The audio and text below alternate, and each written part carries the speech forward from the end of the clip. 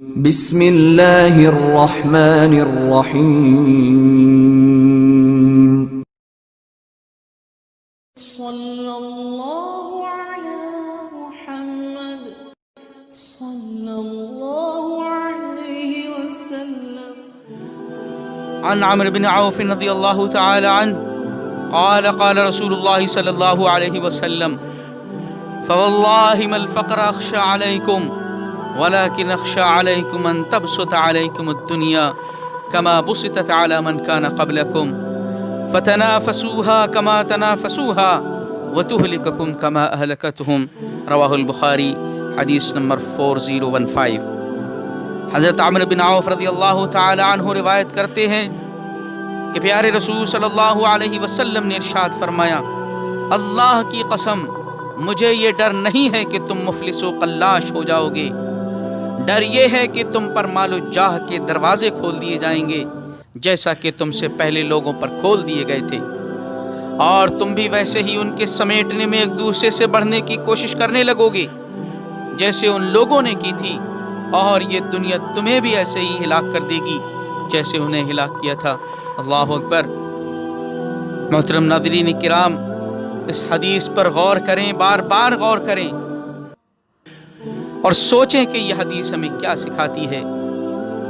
آج جس کو دیکھیے مال و دولت، عزت و جاہ کو حاصل کرنے کی فکر میں لگا ہے، ہر شخص روپیہ پیسہ جمع کرنے کے چکر میں پھنسا ہے۔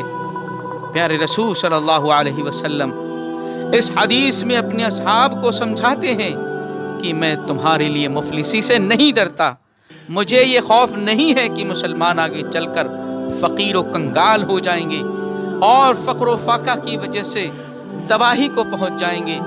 مجھے جو فکر ہے وہ یہ ہے کہ تم دنیا کے اندر نام و نمود کی خواہشیں پوری کرنے اور مال و دولت کو جمع کرنے میں لگ جاؤ گے، اور اس میدان میں تم میں سے ہر فرد دوسرے سے بازی لے جانے کی فکر میں لگ جائے گا۔ ہر ایک یہ چاہے گا کہ میں دولت اور عزت میں دوسروں سے بڑھ جاؤں۔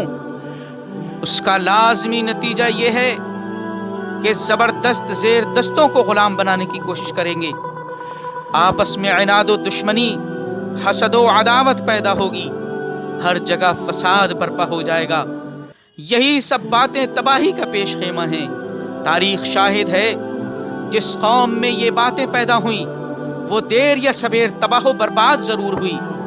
مجھے یہ فکر ہے کہ اگر تم میں بھی یہ باتیں پیدا ہو گئیں تو تم بھی انہی کی طرح تباہ و برباد ہو جاؤ گے۔ پیارے رسول صلی اللہ علیہ وسلم کی پیشن گوئی پوری ہوئی، مسلمانوں نے دنیا فتح کر لی، مال و دولت کے دروازے ان پر کھول دیے گئے۔ اس کے جمع کرنے کے لیے آپس میں مقابلے بھی شروع ہو گئے جو آج تک جاری ہیں۔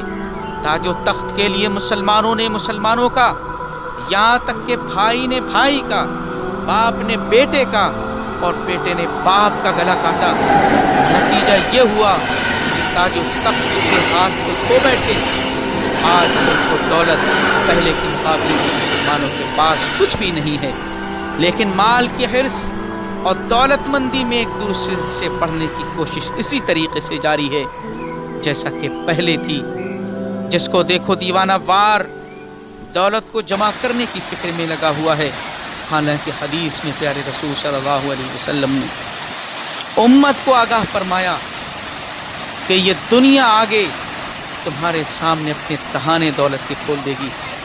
اس دنیا کے فتنے سے بچنا اور آپس میں ایک دوسرے کو اس دنیا حاصل کرنے سے بچانا، ورنہ یہ دنیا تمہیں تباہ و برباد کر کے رکھ دے گی۔